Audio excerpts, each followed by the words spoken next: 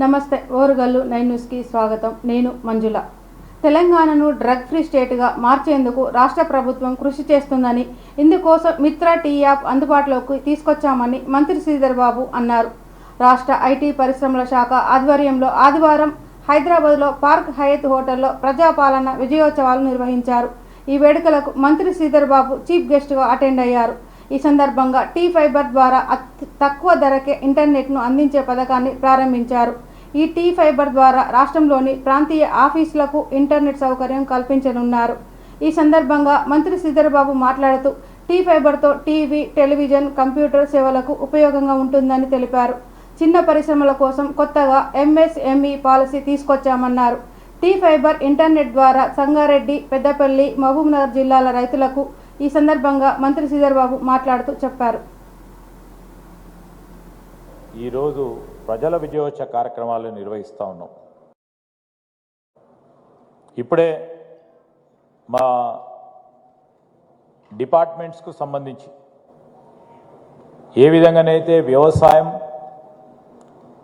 వ్యవసాయానికి సంబంధించి సాంకేతిక పరిజ్ఞానాన్ని ఏ విధంగా ఉపయోగించుకొని ఆ రైతు సోదరులకు మెరుగైన సేవలు అందించాలని మరి ఒక ప్రధానమైన ఒక స్మార్ట్ అగ్రి క్రెడిట్ సర్వీస్కి సంబంధించిన అప్లికేషన్ని ఈరోజు లాంచ్ చేసుకున్నాం అడెక్స్ ప్లాట్ఫామ్ ద్వారా.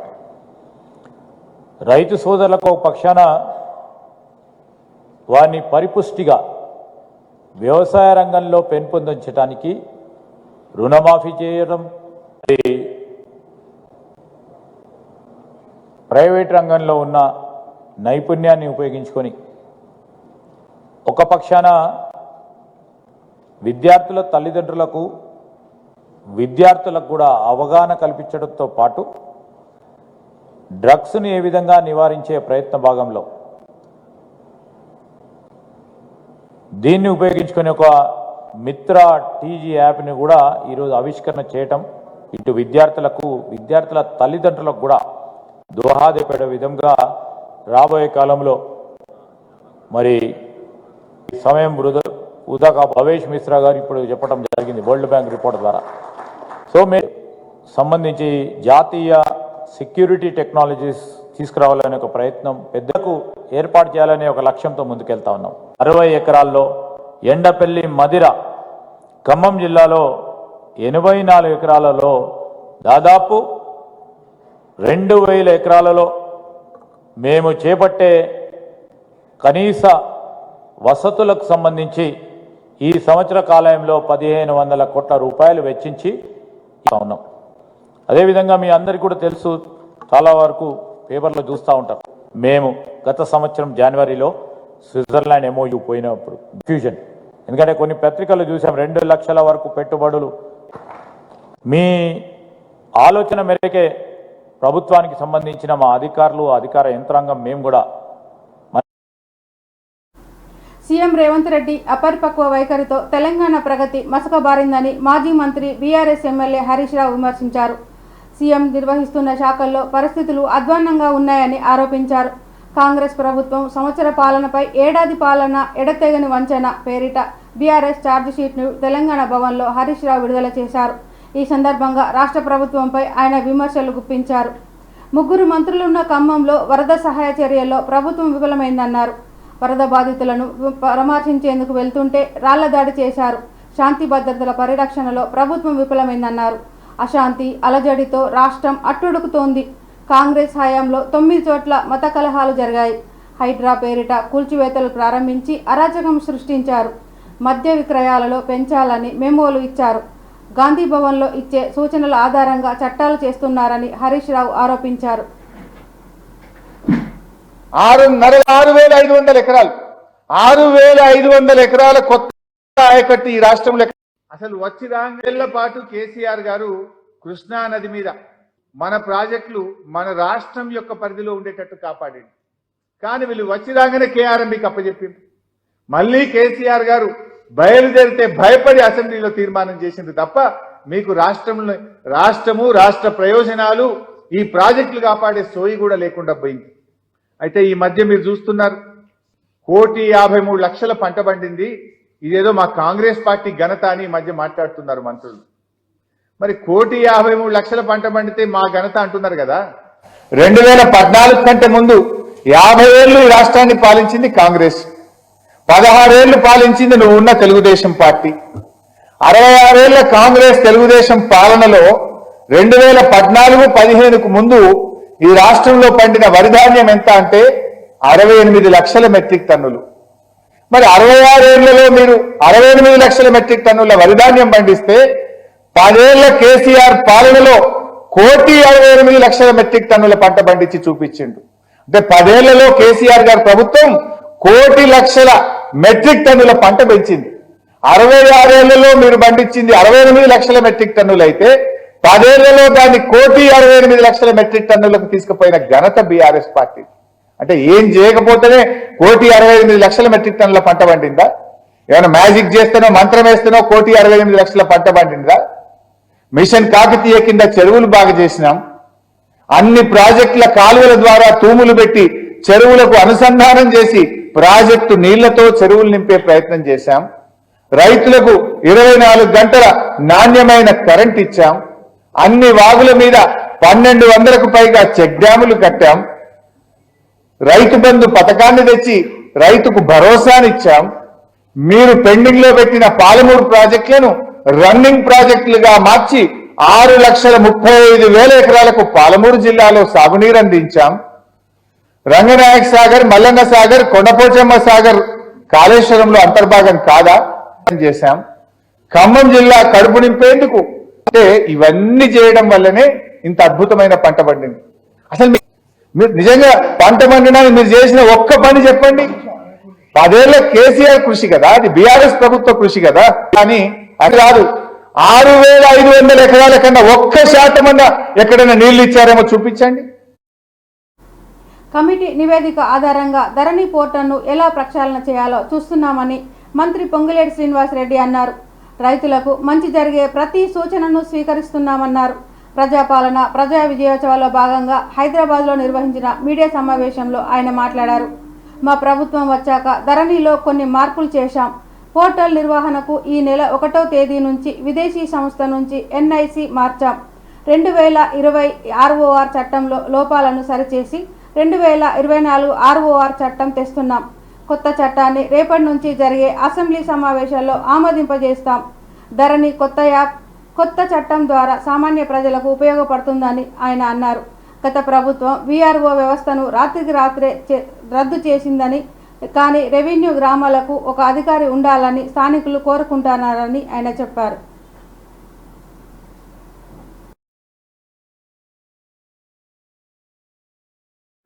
రాహుల్ గాంధీ గారు కానీ, ఖర్గే గారు, ప్రియాంక గాంధీ గారు, సోనియా గాంధీ గారు ఎన్నికల టైంలో ఏ ప్రాంతానికి పర్యటించినా ఎవరు ఆనాటి ప్రభుత్వం మీద చూపించిన ధరణిని ఎలా ప్రక్షాళన చేయాలి, ఎలా చేస్తే రాష్ట్రంలో ఉండే భూములున్న ఆసాములకు రైతన్నలకి ఒక భరోసా భద్రత కల్పించగలుగుతామో ఆలోచించి ఆ ఇచ్చిన వివిధ స్థాయిల్లో పెండింగ్ ఉండే సింగిల్ పాయింట్ లో క్లియర్ చేయకుండా దాన్ని డీసెంట్రలైజేషన్ చేయటం జరిగింది. అధికారాలని వాటిలో వారి వారి పరిధిని బట్టి MRO, RDO, special collector revenue, collector, CCLI ఇలా ఈ వచ్చిన అప్లికేషన్లు వాటి గ్రావిటీని బట్టి, వాటి వాల్యూను బట్టి, వాటి ఏరియాలను బట్టి బైఫర్కేషన్ చేసి ఈ 5 ప్లేసెస్ లో ఈ ధరణికి సంబంధించి జరిగింది. తదుపరి 30 నుంచి 45 రోజుల మధ్యలో వచ్చిన అప్లికేషన్లు 60,000 వరకు వివిధ స్థాయి కంపెనీకి అయిన ఖర్చు కంటే తక్కువ ఖర్చుతో మంత్ అంటే ఈ డిసెంబర్ లో వీరి పక్క నుండి వీరికి ఏ రకమైన సందేహాలు వచ్చినా వాటి పరిష్కారాన్ని కనుక్కోవటం కోసం 2020 చట్టాన్ని ప్రక్షాళన చేసి 2024 కొత్త చట్టాన్ని దేశంలోని సుమారు 18 రాష్ట్రాలలోని 6 చట్టాల్లోని మెరిట్ పాయింట్స్ అన్ని కలెక్ట్ చేసి ఆ కలెక్ట్ చేసిన పాయింట్స్ అన్ని ఒక డ్రాఫ్ట్ లా తయారు చేసి గడిచిన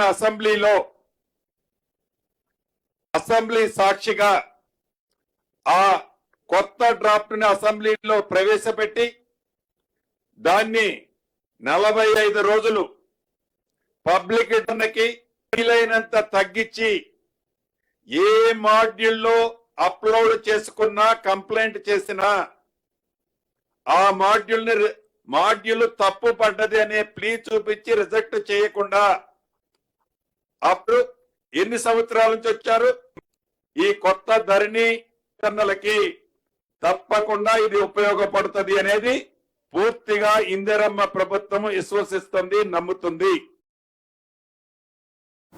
విజయసాయిరెడ్డి శకుని లాంటి వ్యక్తి అని హోంమంత్రి వంగలపూడి అనిత అన్నారు. ఆదివారం విశాఖలోని పలు అభివృద్ధి కార్యక్రమాలను ప్రారంభించారు. ఈ సందర్భంగా పోలీసు ఉన్నతాధికారులతో నిర్వహించిన సమావేశంలో హోంమంత్రి మాట్లాడారు. 2018లో అప్పటి హోంమంత్రి చినరాజప్ప భూమి పూజ చేసిన ఆరిలోవా పోలీస్ స్టేషన్ను ఇవాళ నేడు కూటమి ప్రభుత్వం ప్రారంభించడం సంతోషంగా ఉందన్నారు. విశాఖలో రోడ్డు ప్రమాద బాధితులకు సహాయ కేంద్రం ప్రారంభించామన్నారు. రోడ్డు ప్రమాద బాధితులకు సహాయానికి 79950955793 టోల్ ఫ్రీ నంబర్లకు ఏర్పాటు చేశామన్నారు. ఆటో డ్రైవర్లకు ట్రాఫిక్ పరంగా శిక్షణ ఇస్తున్నామన్నారు. వైకాపా పాపాలు బయటపడుతుంటే ట్వీట్లు పెరుగుతున్నాయన్నారు. విజయసాయిరెడ్డి, వైవి సుబ్బారెడ్డి కుటుంబ సభ్యులు నేరాల్లో భాగస్వాములయ్యారని ఆయనకు బయట తెలుస్తుంది. ముఖ్యమంత్రి స్థాయిలో ఉన్న వ్యక్తి పట్ల విజయసాయి మాటలు బాధాకరమన్నారు.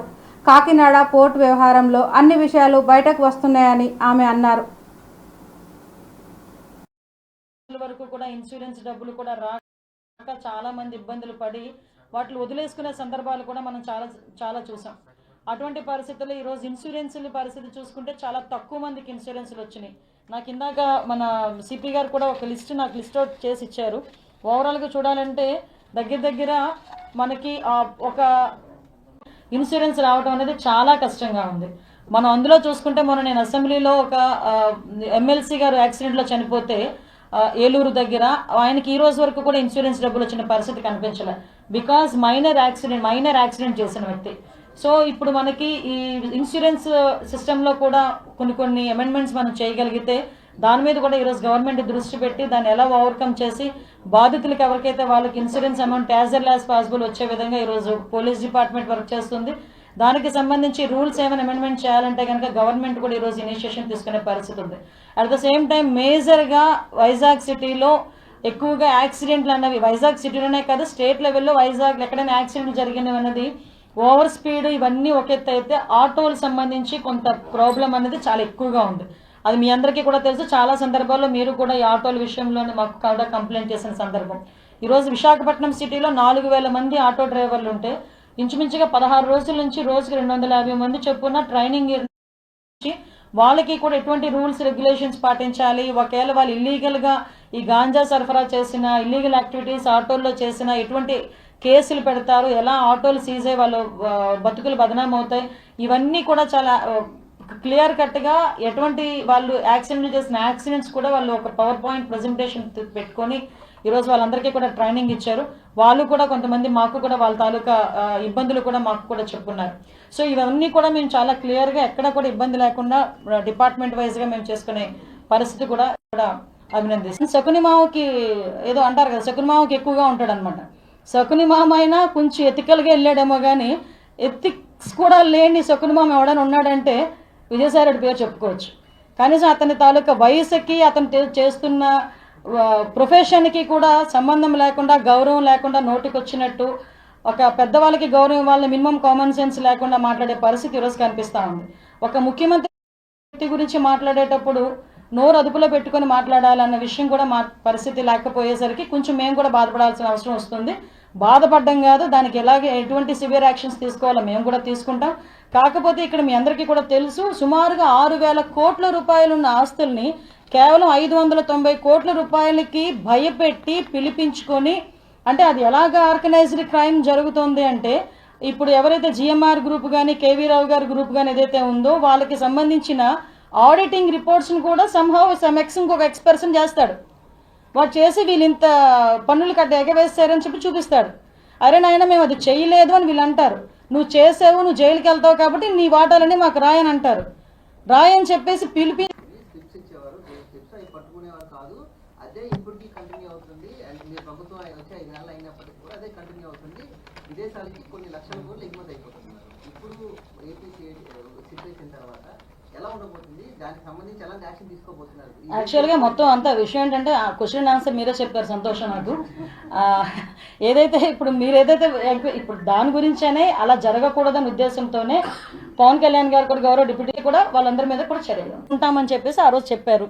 నేను వెహికల్స్ ఇవ్వడానికి, అదేవిధంగా ఇన్ఫ్రాస్ట్రక్చర్కి కానీ, ఈ ఏదైతే సర్వేలెన్సెస్కి గురించి సీసీ కెమెరాస్ కానీ, ఈ బాడీ వాన్ కెమెరాస్ కానీ, అదేవిధంగా ఈ ఫింగర్ ప్రింట్ ఐడెంటిఫికేషన్ సిస్టమ్ కానీ అన్నీ కూడా మళ్ళీ రీప్లేస్ చేస్తున్నాం. మళ్ళీ ఇంకొకటి ఏంటంటే, ఎక్కడ ఏ క్రైమ్ జరిగినా కూడా కాంగ్రెస్ ప్రభుత్వం ఏర్పడి ఏడాది పూర్తయిన సందర్భంగా ప్రజాపాలన విజయోత్సవాలు నిర్వహిస్తున్న సంగతి తెలిసిందే. ఈ కార్యక్రమంలో భాగంగా ఆదివారం ట్యాంక్ బండ్పై ఎయిర్ షో నిర్వహించారు. 4 గంటల 30 నిమిషాలకు మొదలైన ఈ ఎయిర్ షో దాదాపు 30 నిమిషాల పాటు వైమానిక విన్యాసాలు ఆకట్టుకున్నాయి. నెక్లెస్ రోడ్డు హెచ్ఎండిఏ గ్రౌండ్స్లో జరిగిన ఈ కార్యక్రమానికి సందర్శకులు పెద్ద ఎత్తున వచ్చారు. వీకెండ్ కావడంతో నగరవాసులే కాకుండా ఇతర ప్రాంతాల వారు కూడా పెద్ద సంఖ్యలో వచ్చారు. ఎయిర్ షోకు హీరోయిన్లు మీనాక్షి చౌదరి, అంజలితో పాటు మరికొందరు సినీ నటులు హాజరయ్యారు. హెచ్ఎండిఏ గ్రౌండ్స్లో హ్యాండీక్రాఫ్ట్ ఫుడ్ స్టాళ్లను ఏర్పాటు చేశారు. అనంతరం హైమాక్స్ గ్రౌండ్లో ప్లాన్ చేసిన Rahul Sipligunj musical concert special అట్రాక్షన్గా నిలిచారు.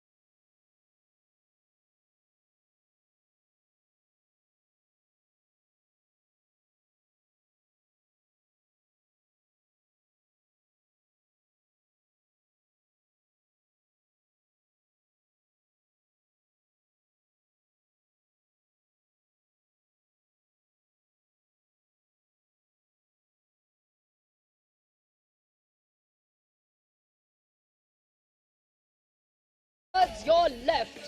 Coming in from the direction of the Ambedkar statue, you team 4.